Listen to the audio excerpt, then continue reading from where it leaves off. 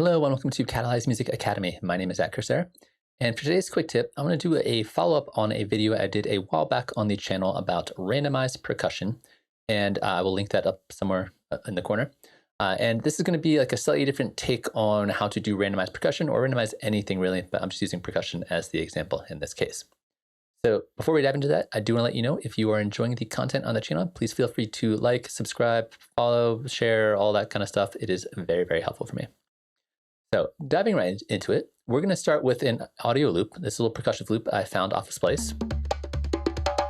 Sounds like that. And say I like this, but I want to spice it up a little bit. I want to glitch up a little bit. I want it to sound a little different, a little more interesting than just playing the same thing over and over again.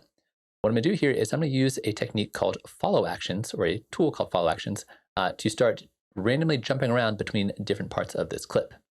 So the way we're going to do that is I'm going to take this clip and I'm going to duplicate it, I don't know, about 8 times or so, but you can do it more if you want.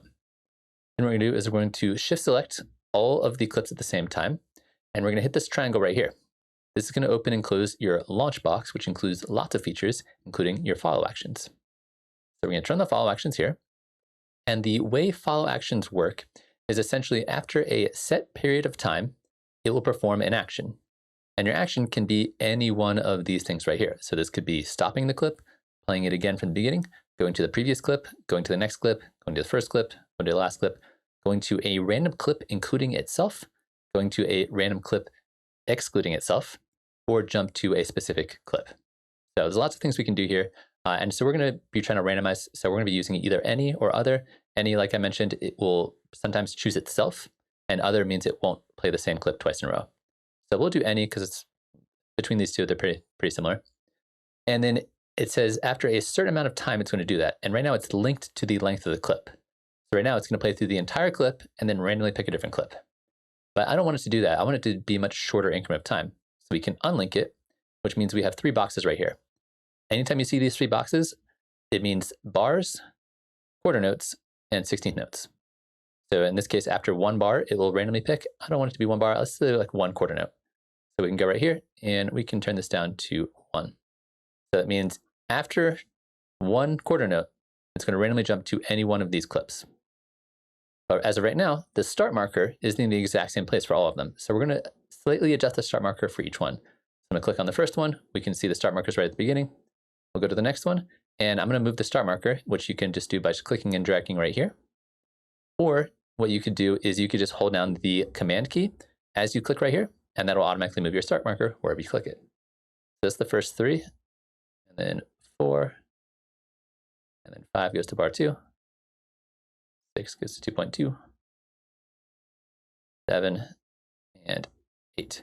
Now, like I said, we have a longer clip here, so I could keep doing this for longer, but you kind of get the idea. Now what this means is when I launch any one of these, after 1 quarter note, it's going to randomly jump to another one.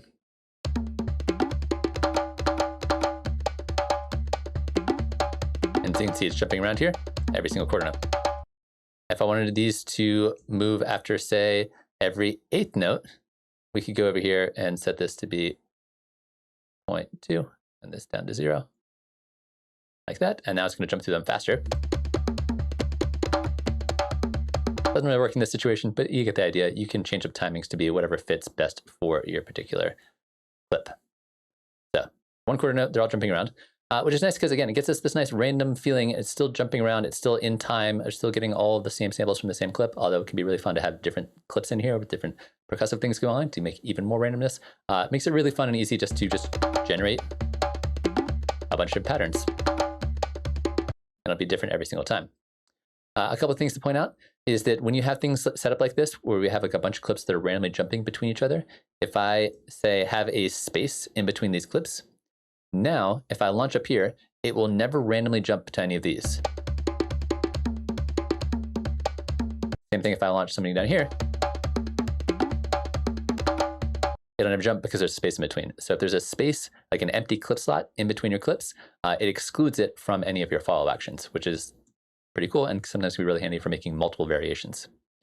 So now that we have this, it's kind of randomly jumping around, which means if I would like to record this, so like I can keep it for later. That's the thing about randomization, is that sometimes randomization is really cool and works really well. Sometimes it sounds terrible. So you want to be recording your randomization.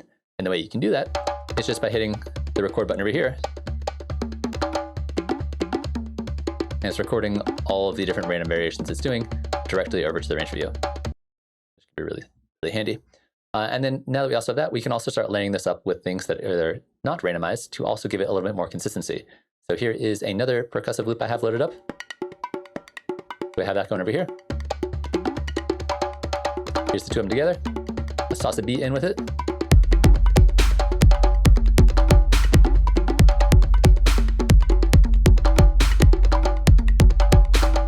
And now we have this nice kind of like extra little bit of humanization or a little bit more chaos in there. It's going to make it sound a little more interesting than just kind of the same loop over and over again. So this is a really handy tool for just taking a single clip and generating lots of content on this. You can make it even more random if you want by adding multiple follow actions in there. You could have multiple clips in there where you're jumping around. You could play with the timing of all of them. A lot of ways you can really dial this in to be exactly the way you want and make something that's nice and chaotic, but also still sounds really cool. So that's it. Hopefully you enjoyed watching that. Hopefully that's helpful for you. Try out using follow actions. They are really, really fun and often underappreciated part of using live. So thanks for watching, and hopefully I will see you again soon.